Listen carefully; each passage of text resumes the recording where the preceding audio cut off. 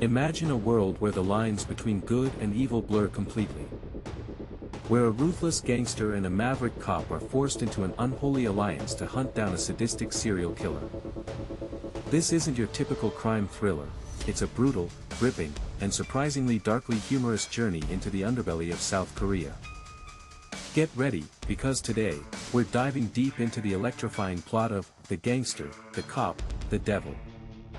Welcome back, cinematic explorers, to your favorite channel for deep dives into the movies that leave us breathless. If you're new here, hit that subscribe button and ring the notification bell so you don't miss our next epic explanation. Let's roll. Our story kicks off by introducing Detective Jong Tae-suk, a hot-headed and unconventional cop operating in Cheonan. He's not above bending the rules, raiding illegal slot arcades, and even confiscating money from gangsters to fund his own investigations. He believes the ends justify the means, even if it means roughing up a few thugs along the way. His actions certainly don't endear him to the local criminal underworld, especially gang leader Jang Dong-soo. We're soon introduced to Jang Dong-soo, a powerful and feared gangster, who's in the middle of a tense negotiation with a rival, her Sang-doo. Jang emphasizes the importance of respecting boundaries and warns Sang-doo about crossing the line. Sang-doo, however, is ambitious and still hungry, hinting at future conflicts. Meanwhile, Tae-suk is called to a gruesome crime scene. A man named Cho Jong-gyu has been brutally stabbed to death. Despite the savagery, the scene is meticulously clean, with no fingerprints, hair, or blood left by the killer. Tae-suk, connecting this case to two similar unsolved murders in the surrounding provinces, quickly deduces they're dealing with a serial killer. His superiors, however, are skeptical, dismissing his theory as baseless and an attempt to chase a promotion. They refuse to connect cases from different jurisdictions, preferring to treat them as isolated incidents. Frustrated, Tae-suk is ordered to drop his serial killer theory and focus on local crime. One fateful night, Jang Dong-soo is driving home when he's intentionally rear-ended by another car. Thinking it's a rival gang member, Jang exits his car, only to be ambushed and repeatedly stabbed by an unknown assailant. Miraculously, Jang survives the brutal attack, but he's left perplexed. He realizes the attack felt different from a typical gang hit. The assailant seemed to be driven by pure, random malice, not a turf war. Tae-suk learns about Jang's stabbing, and a light bulb goes off. He connects this unlikely attack on a powerful gang leader to his serial killer theory. He believes the killer targets anyone indiscriminately, unlike typical criminals, and Jang's survival provides a unique opportunity. Against his chief's orders, Tae-suk visits Jang in the hospital, proposing an unimaginable alliance. He needs Jang's eyewitness account and resources to track down the killer, who is a psycho far worse than any gangster. Jang, initially dismissive, realizes this stranger attacked him without a motive, confirming Tae-suk's theory that it's the same random killer. Jang agrees to the alliance with a condition: whoever catches the killer first gets to decide his fate. If Tae-suk catches him, the killer faces justice through the law. If Jang catches him, he'll deliver his own brutal form of retribution. They shake on this unusual partnership, a gangster and a cop, both determined to hunt down the devil. However, Jang, always cunning, secretly records their conversation, giving him leverage over the detective. Tae-suk, furious, warns Jang that he'll be the first one arrested once the killer is caught. The hunt begins. Jang mobilizes his vast network of men to search for the white sedan and any clues about the attacker. Tae-suk, meanwhile, reviews all open cases, discreetly searching for any connections to the serial killer's pattern, knowing he could strike anywhere. Tragedy strikes again when her Sang-doo, Jang's rival, is found brutally murdered. Even more shockingly, DNA from previous victims is found on the murder weapon, confirming Tae-suk's long-held serial killer theory. The most unsettling detail: the knife used belongs to Jang, implicating him in Sang-doo's death and framing him. Tae-suk immediately confronts Jang, accusing him of the murder, fueling the already volatile dynamic between them. The news of a serial killer sparks a media frenzy, and a major case squad is assembled, threatening to take over Tae-suk's investigation. Tae-suk clashes with the squad's lead detective, who blames him for ruining the investigation by pursuing his own unauthorized leads. At Sang-doo's funeral, Jang confronts Tae-suk, reiterating his determination to catch the killer himself, scoffing at the cop's sorry life. Jang reveals a crucial detail: during his struggle with the killer, he managed to stab him once, providing a potential clue for identification. Tae-suk is pulled onto a new kidnapping case, much to his frustration, as it distracts him from the serial killer hunt.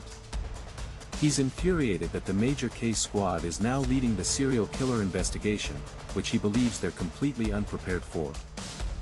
His junior, Dong Cheol, notices Tae-suk's unusual behavior and the new scars on his hand, hinting at his secret alliance with Jang.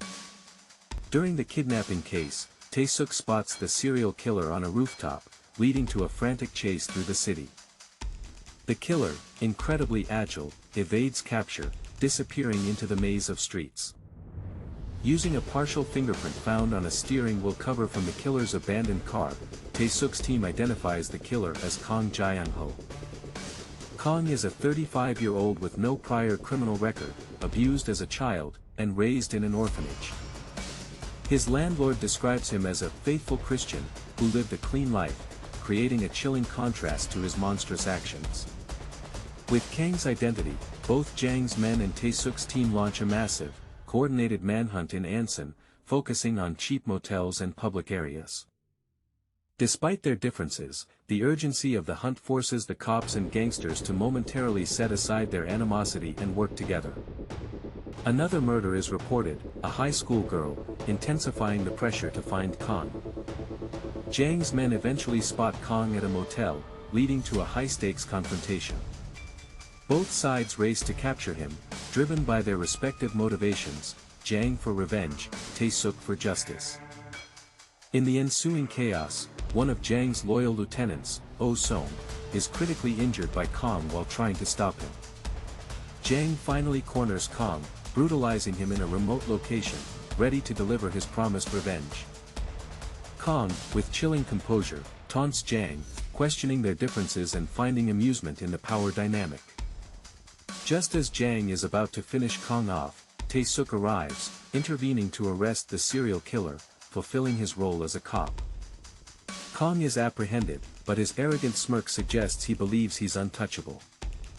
At trial, the prosecution faces a challenge: despite Kang's capture, there's a lack of direct evidence linking him to all the murders. All evidence is circumstantial, and Kang, represented by a sharp lawyer, maintains his innocence, claiming to have never seen this knife. He provocatively questions Tae-suk's own morality, suggesting they are not so different. Kang chillingly describes the sensation of stabbing, revealing his psychopathic pleasure in the act. Desperate, Tae-suk's only hope is to call Jang Dong-soo, a known gang leader, as his key witness. Jang initially refuses, preferring his own brand of justice, but Tae-suk reminds him that this is the only way to ensure Kang truly pays. Tae-suk pressures Jang to turn himself in for his past crimes and testify, using the secret recording as leverage. Jang, seeing no other path to absolute retribution, agrees to testify, knowing it means his own arrest and public humiliation. In a shocking turn, Jang Dong-soo takes the witness stand, a gangster testifying against a serial killer in a court of law.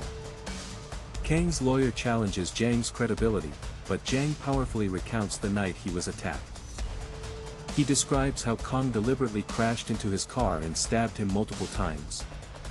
Jang reveals the scars on his chest and hands, tangible evidence of his struggle with the killer. He insists Kang's own body will bear similar scars from the fight, proving his guilt. As final damning evidence, Jang presents a message written by Kang: "Her was killed with my knife," confirming the killer's handiwork. With Jang's testimony and the physical evidence, Kang Jae-ho is convicted and sentenced to death. The final scene shows Jang, now imprisoned for his own crimes, making a chilling request to be transferred to the same maximum security prison as Kang Jae-ho. The game they started isn't over for Jang. He intends to finish it on his own terms, behind bars. What an incredible ride, right? The gangster, the cop, the devil delivers on all fronts: action, suspense, and a morally ambiguous story that keeps you hooked until the very end. If you enjoyed this recap and explanation, please give us a like, share this video with your friends, and subscribe for more amazing movie content. What did you think of the unusual alliance between Jang and Tae-suk? Let me know your thoughts in the comments below. Until next time, keep watching, and stay cinematic.